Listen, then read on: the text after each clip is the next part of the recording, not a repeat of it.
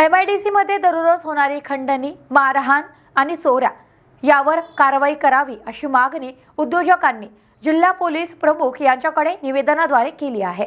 Nagpur MIDC मधील उद्योजक दहशतीखाली MIDC मध्ये दररोज खंडणी, मारहाण, चोऱ्या वाढल्या असून अवैध धंद्यांवर कारवाई करा। आमदार संग्राम जगताप उद्योजकांची जिल्हा पोलीस प्रमुख यांच्याकडे निवेदनाद्वारे मागणी। नागपूर MIDC मध्ये राजरोसपणे अवैध धंदे सुरू असून गुन्हेगारी प्रवृत्तीचे लोक व अल्पवयीन मुले वेगवेगळ्या प्रकारचे व्यवसाय करून खंडणी, चोरी, मारहाण करत दहशत निर्माण करतात। त्यामुळे उद्योजकांमध्ये भीतीचे वातावरण निर्माण झाले आहे। हे असेच चालू राहिले तर उद्योग धंदे बंद पडतील। चौकात अवैध धंदे वाढलेत। गांजा, मटका, गावठी दारू विक्री मोठ्या प्रमाणात चालू आहे। यामुळे उद्योजक व महिला कामगारांचा सुरक्षितेचा प्रश्न निर्माण झाला। तर यावर पोलीस प्रशासनाने तातडीने कारवाई करून गुन्हेगारांच्या मुसक्या आवळायला हव्या। तसेच सन फार्मा व सह्याद्री चौकात कायम वाहतूक कोंडी होत असल्यामुळे तिथे ट्रॅफिक पोलिसांची नेमणूक करावी। तसेच रात्रीच्या वेळी पोलिसांची गस्त वाढवावी। याचबरोबर एल ब्लॉक मध्ये पोलीस चौकी उभी करण्याची मागणी उद्योजकांनी जिल्हा पोलीस अधीक्षक राकेश ओला यांच्याकडे निवेदनाद्वारे केली आहे। यावेळी आमदार संग्राम जगताप, AAMI चे अध्यक्ष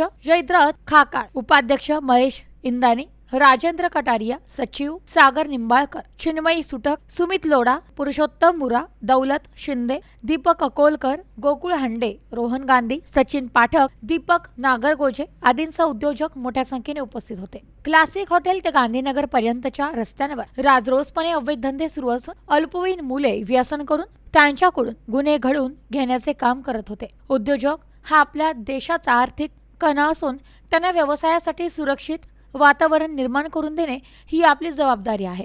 पोलीस प्रशासनाने कडक कारवाईची मोहीम हाती घेऊन गुन्हेगारांवर वचक निर्माण करावी अशी मागणी आमदार संग्राम जगताप यांनी केली आहे। MIDC मध्ये अवैध धंद्याचे प्रमाण मोठ्या प्रमाणात वाढले असल्यामुळे गुन्हेगारी देखील वाढली आहे। कामगारांमध्ये भांडणे होत असून थेट उद्योजकांनाच मारहाण, दमबाजी केली जाते। पगाराच्या दिवशी पाळत ठेवून चोऱ्या केल्या जातात। यावर पोलिसांनी कडक कारवाई करावी अशी मागणी MIDCतील उद्योजकांनी केली आहे। आजच अहिल्यानगर शहरामध्ये असणाऱ्या उद्योजकांसमवेत आज लेखी स्वरूपाचं निवेदन त्या आम्ही संघटनेच्या वतीने देण्यात आलेलं आहे। त्याच्यामध्ये अनेक वेगवेगळे प्रश्न होते। विशेषतः तिथं MIDC भागामध्ये चालणारे एक तिथं अवैध व्यवसाय आणि त्याच्यातनं होत असणाऱ्या युवा पिढी ते एक वेगळ्या दिशेला चाललेलं आहे आणि मग कुठं तर त्याच्या बाबतीतलं निवेदन दिलेलं आहे आणि पोलीस प्रशासनाने आम्हाला खात्री दिलेली आहे की याच्यामध्ये निश्चित जे काही चाललेलं आहे चुकीचं जे असेल त्याच्यावर आम्ही कायदेशीररित्या बंधनं घालू आणि जे आरोपी असतील त्यांना देखील याच्यामध्ये तात्काळ अटक करण्याचं काम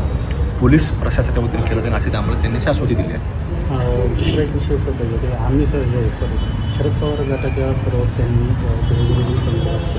हे गुरुजी आपण जर पाहिलं तर हे व्यक्तिमत्व बऱ्याच वर्षापासून महाराष्ट्रामधील आपल्या महाराष्ट्राची अस्मिता, हिंदवी स्वराज्याचे संस्थापक छत्रपती शिवाजी महाराज यांच्या एक मोठं सिंहासन तयार करण्याच्या बाबतीमध्ये त्यांचा प्रयत्न सुरू आहे। महाराष्ट्रावर ते सातत्याने भ्रमंती करत असतात। महाराष्ट्राच्या बाहेर देखील ते फिरत असतात। गड किल्ल्यांचं संरक्षण झालं पाहिजे याच्याकरता फिरत असतात। स्वतः ते मोहीम करत असतात आणि अनेक या महाराष्ट्रातल्या लाखो युवकांना त्यांनी हे महाराष्ट्राचे किल्ले आणि किल्ल्यांवर छत्रपती शिवाजी महाराजांचं एक वेगळं अस्तित्व कसं आहे हे टिकून राहिलं पाहिजे, हे महाराष्ट्राचं नाही तर देशाचं एक वेगळं वैभव आहे ह्याच्याकरता त्यांनी काम केलं आणि कुठेतरी उठतो त्यांच्याबद्दल बोलतो।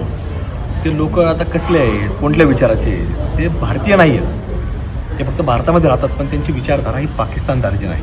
त्यामुळे या लोकांचा कुठेतरी शास्त्राच्या माध्यमातून यांच्यावरती देशद्रोहाचे गुन्हे दाखल करण्याची आवश्यकता निर्माण झाली, त्याच्यावर कायदे करण्याची आवश्यकता निर्माण झाली आहे। लोक कमाल खान काहीतरी बोलल, त्याच्याच विचाराचे लोक आता कुठेतरी काहीतरी बोलतील आणि त्याला कुठेतरी सोशल मीडियाच्या माध्यमातून प्रतिसाद मिळतो, TRP वाढतो। हे TRP वाढवण्याकरता ते बोलत असतात। त्यामुळे भिडे गुरुजी हे महाराष्ट्राची एक वेगळी अस्मिता तयार झालेली आहे। त्याच्या माध्यमातून अनेक लोक आता युवक विशेषतः हे गड किल्ल्याच्या मोहिमेला जातात, ते गड किल्ले पाहायला मिळतात, त्याचा महाराजांचा इतिहास कळतो। त्यामुळे अशा लोकांचा निषेध करतो आणि जिथं जिथं हे लोक असे असतील त्या स्थानिक लोकांनी त्याला उत्तर देण्याची आवश्यकता, फिजिकली उत्तर देण्याची आवश्यकता निर्माण झाली।